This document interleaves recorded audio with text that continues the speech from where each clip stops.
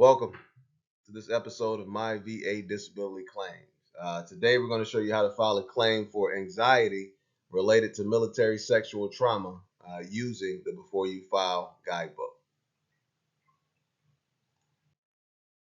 So, what will we show you? First, we'll show you how to use this guidebook, right? It's just questions in here to help you clarify that claim. And it's essentially like having a rep there with you. So what we'll do is show you how to use this Before You File Guidebook to file for anxiety related to a military sexual trauma event that took place while you were in the service. We'll show you how to find the rating for that condition. And then also we have the Before You File course, and that course can serve as like a reference tool that you can use forever, right? Once you get it once, you'll have access to it forever. You could always go back to it and use it. Just kind of gives you that clear guidance on what the VA expects in order to approve that claim, all right? Those three elements of service connection.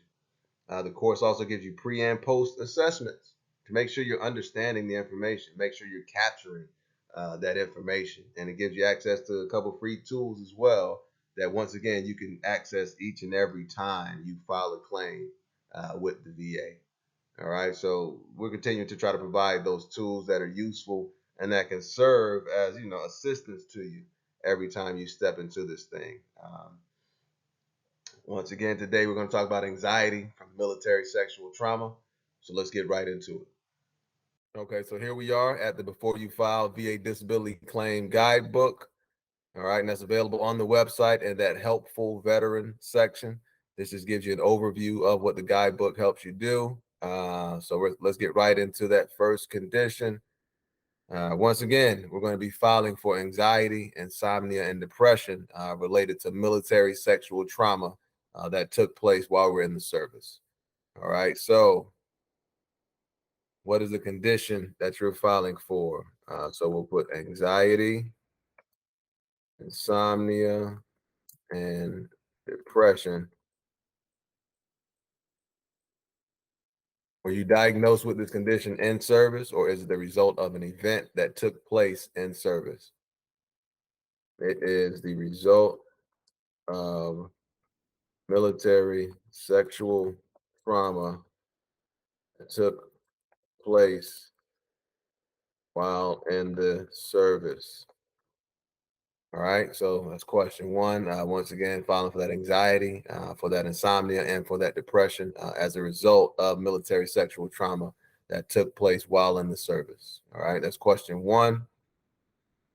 Question two, do you have evidence of this diagnosis or event from while you were in the service, and what is the evidence? All right, so in this situation, if the event was reported, you would just present that documentation, right? Just list the date on that report, and you can get that from the base, from your base if you reported it to the base, or from the local police if you reported it to the police.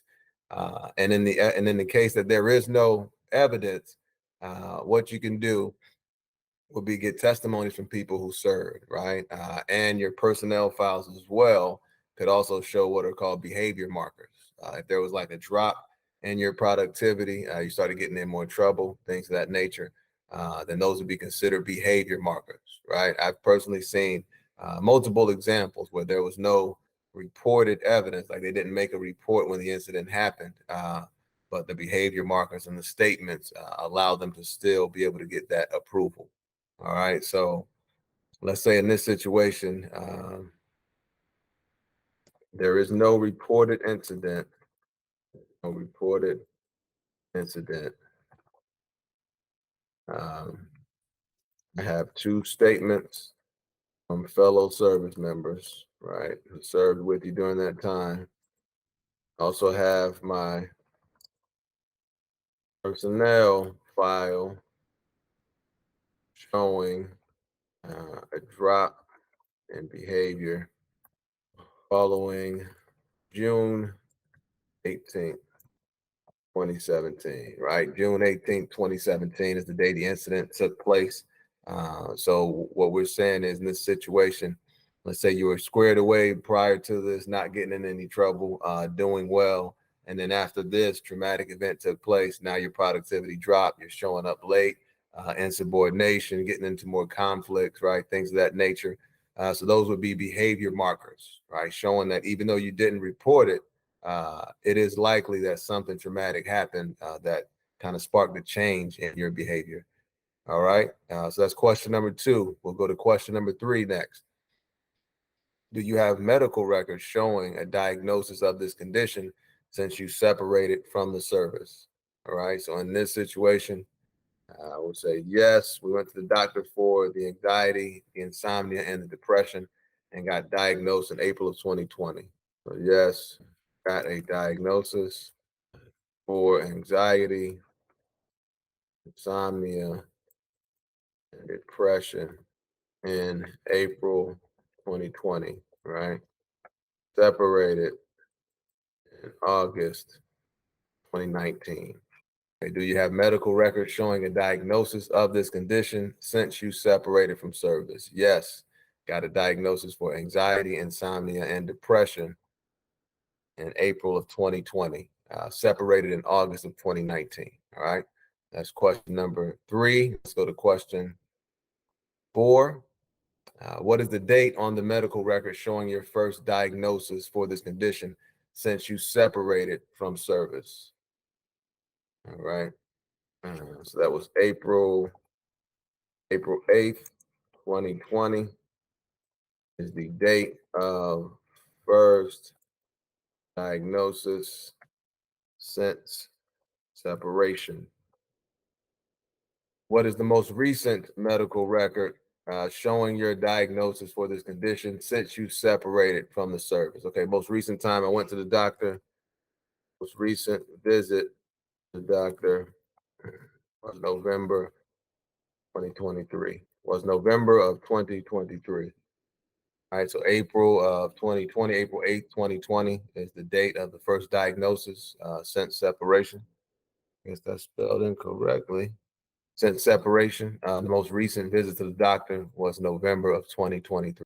How many years are there between your separation date and the date of your first diagnosis for this condition since separation?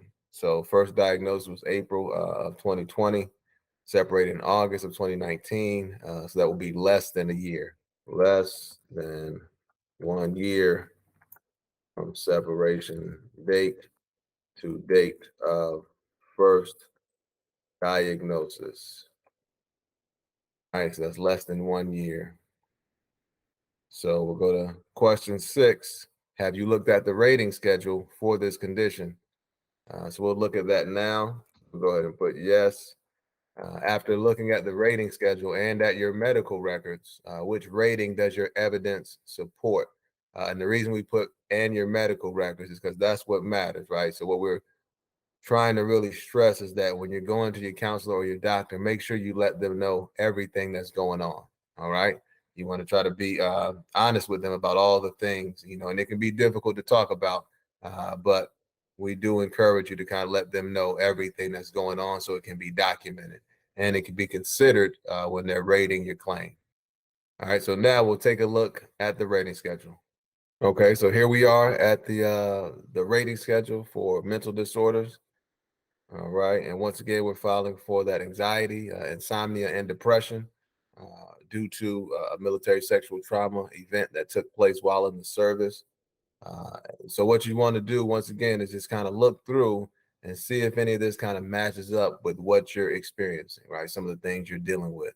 Occupational and social impairment, right? Having trouble at work, having trouble socially, with family relationships, if you're doing any obsessional rituals that kind of interfere with your routine activities, right? You want to let that be known.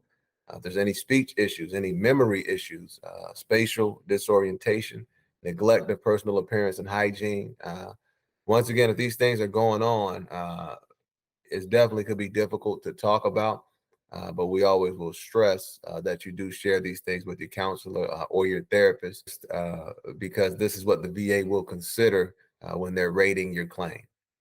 All right. So let's say we're having some occupational and social impairment with reduced reliability and productivity, right? You're showing up late to work sometimes. It's a struggle to get up and go do things. It's that flattened effect. Um, Once again, short or long-term memory issues. difficulty in establishing and maintaining effective work and social relationships, right? So if these are some of the things that you're experiencing, that's why it's helpful to come to the rating schedule, just so you can kind of see if this kind of lines up with what you're experiencing. And you want to make sure you're getting that documented with your therapist or your counselor. All right. So let's say in this situation, we're dealing with some occupational and social impairment. We do have some impaired judgment, um, panic attacks, frequently, sometimes kind of getting overwhelmed with that anxiety. Um,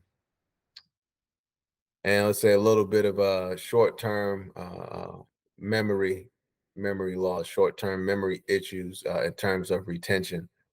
All right. So based on the rating schedule, we'd say if we were dealing with these things, we kind of expect a 50% rating. All right. So once again, we want to make sure that it's in the medical records, but this would kind of be the expectation, is that 50% rating. All right. So now we'll go back to the guidebook. Okay. So now we're back at the guidebook. Have you looked at the rating schedule? Yes. After looking at the rating schedule and at your medical records, which rating does your evidence support? Okay. So based on occupational impairment, social impairment, reduced reliability, some memory issues, common panic attacks as well, nightmares occasionally. I believe I will likely receive a 50% rating. All right. So just saying, based on looking at the rating schedule and knowing what you've been dealing with and what you've let your counselor or your therapist know about, you would be expecting around a 50% rating. All right. But maybe more, maybe less, but you want to have an expectation going in, right? Based on the evidence I have, I feel like I should be able to get a 50% rating, right? Maybe more, maybe less. So if it's less, you can do that reconsideration to get it leveled up. And if it's more, then it's more. All right. Occasionally spelled wrong. I'm not, is it the S? Okay. Okay. All right. So that will be the last question for that claim. But once again, it kind of helps you to package everything, get it clearly in your mind. So when you're going to file that claim, you're squared away and you know what to expect, right? Most importantly, you're going in there with a clear expectation. And then that experienced person that you're working with can kind of guide you after that. All right. And in between each section, once again, there are different things to remember, just kind of some reminders for you, right? To take advantage of the benefits and resources available to you, and a link to that rating schedule, pretty easy to find. And then doing that Control F function so you can navigate it and find whatever keyword it is you're looking for, right? Once again, trying to make things a little clearer for you so you can be more confident and be more productive while you're filing that claim. All right. And that is it. The guidebook is available on the website in the helpful veteran section. Right. You can link to it in the description of the YouTube video. And as always, learn the information, use the information. And if you deem it to be valuable, share the information. All right. Hey, have an incredible day.